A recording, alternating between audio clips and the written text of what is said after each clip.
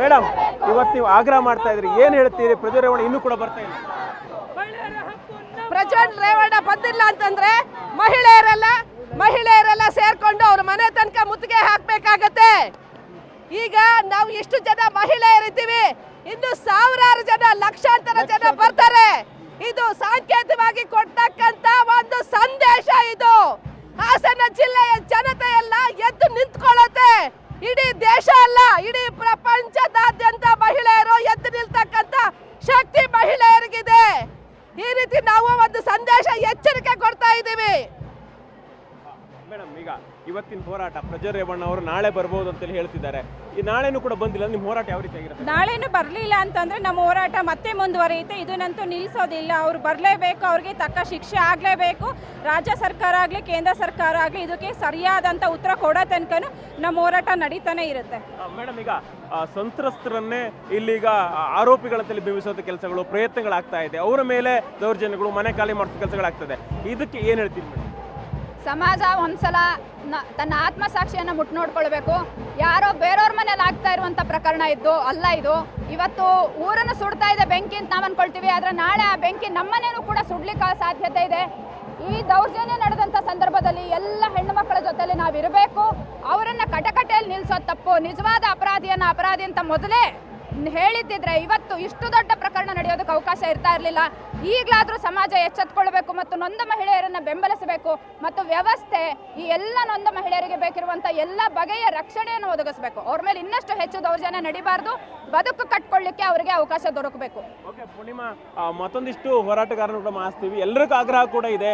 ಒಂದಿಷ್ಟು ಮಾನಸಿಕತೆ, ಯಾಕಂತ ಹೇಳಿದ್ರೆ ಕೇವಲ ಒಂದಲ್ಲ ಎರಡಲ್ಲ, ಅಲ್ಲಿ ಓವರ್ ಆಲ್ ಆಗಿರ್ತಕ್ಕಂಥ ಒಂದು ಮಾನಸಿಕತೆಗಳು ಯಾವ ರೀತಿಯಾಗಿದೆ ಅದನ್ನು ಕೂಡ ಹೇಳ್ತಾ ಇದ್ದಾರೆ. ಅದೇ ರೀತಿ ರೈತ ಹೋರಾಟಗಾರರು ಇದ್ದಾರೆ. ರೈತ ಹೋರಾಟಗಾರರನ್ನ ನಾವು ಮಾತಾಡ್ತಾ ಹೋಗ್ತೀವಿ. ಅದೇ ರೀತಿ ಮತ್ತಷ್ಟು ಸಂಘಟನೆಯವ್ರನ್ನು ಕೂಡ ಮಾತಾಡ್ತಾ ಹೋಗ್ತೀವಿ.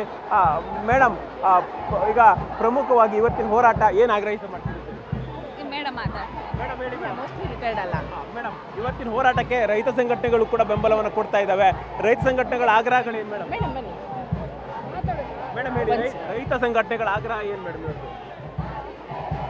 ಈ ಒಂದು ಲೈಂಗಿಕ ದೌರ್ಜನ್ಯ ಅತ್ಯಾಚಾರ ಪ್ರಕರಣಕ್ಕೆ ರೈತ ಚಳವಳಿಯ ಧೋರಣೆ ಅಷ್ಟೇ ಅಲ್ಲ, ಇಡೀ ಕರ್ನಾಟಕ ನಾಡಿನ ಎಲ್ಲ ಪ್ರಗತಿಪರ ಸಂಘಟನೆಗಳ ಕೂಗು ಒಂದೇ ಆಗಿದೆ. ಅಪರಾಧಿಗಳಿಗೆ ಈ ಕೂಡಲೇ ತೀವ್ರತರವಾದ ಶಿಕ್ಷೆ ಆಗಬೇಕು. ಕಾನೂನಿನ ಚೌಕಟ್ಟಿನೊಳಗೆ ದೂರು ಸರಿಯಾದ ರೀತಿಯಲ್ಲಿ ದಾಖಲೆ ಆಗಿರಬೇಕು. ಕರ್ನಾಟಕ ಸರ್ಕಾರ ಇಷ್ಟಾಗಿಯೂ ಕೂಡ ಇನ್ನೂ ಕೂಡ ಮೀನಾಮೇಷ ಎಣಿಸೋದನ್ನು ಬಿಟ್ಟು ತನ್ನ ಎಲ್ಲ ಒಂದು ವ್ಯವಸ್ಥೆಯೊಳಗೆ ಅಪರಾಧಿನ ಈ ಕೂಡಲೇ ಈ ದೇಶಕ್ಕೆ ಕರೆತಂದು ಅವರಿಗೆ ಕಠಿಣ ಶಿಕ್ಷೆಯನ್ನು ಕೊಡೋ ಹಾಗೆ ಮಾಡಬೇಕು. ಇದು ಎಲ್ಲರ ಒತ್ತಾಯ. ಪೂರ್ಣಿಮಾ, ಇನ್ನೂ ಕೂಡ ಸಾಕಷ್ಟು ಜನ ಈ ಹೋರಾಟಕ್ಕೆ ಭಾಗಿಯಾಗ್ತಾ ಇದ್ದಾರೆ. ಅದೇ ರೀತಿಯಾಗಿ ಭ್ರಷ್ಟಾಚಾರದ ವಿರುದ್ಧವಾಗಿ ದೊಡ್ಡ ಮಟ್ಟಿಗೆ ಹೋರಾಟ ಮಾಡತಕ್ಕಂಥ ಭ್ರಷ್ಟಾಚಾರಿಗಳಿಗೆ ಒಂದು ರೀತಿ ಕಂಟಕ ಅಂತೇಳಿ ಕರೆಸ್ಕೊಂಡಂಥ SR ಹಿರೇಮಠವನ್ನು ಕೂಡ ಮಾತಾಡ್ತಾ ಹೋಗ್ತೀವಿ. SR ಹಿರೇಮಠ ಅವರು ನಮ್ಮೊಂದಿಗಿದ್ದಾರೆ. ಸರ್ ನಮಸ್ತೆ. ಇವತ್ತಿನ ಹೋರಾಟದ ಪ್ರಮುಖ ಹೋರಾಟದಲ್ಲಿ ಭಾಗವಹಿಸ್ತಾ ಇದ್ದೀರಿ. ಈ ಹೋರಾಟದ ಮೂಲಕ ಏನು ಆಗ್ರಹ ಮಾಡ್ತೀರಿ ಸರ್?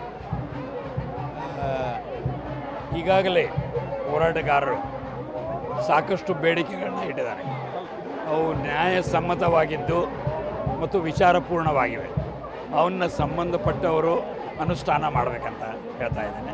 ಎರಡನೇದಾಗಿ ಇದು ಒಂದು ಐತಿಹಾಸಿಕ ಘಟನೆ ಇದೆ.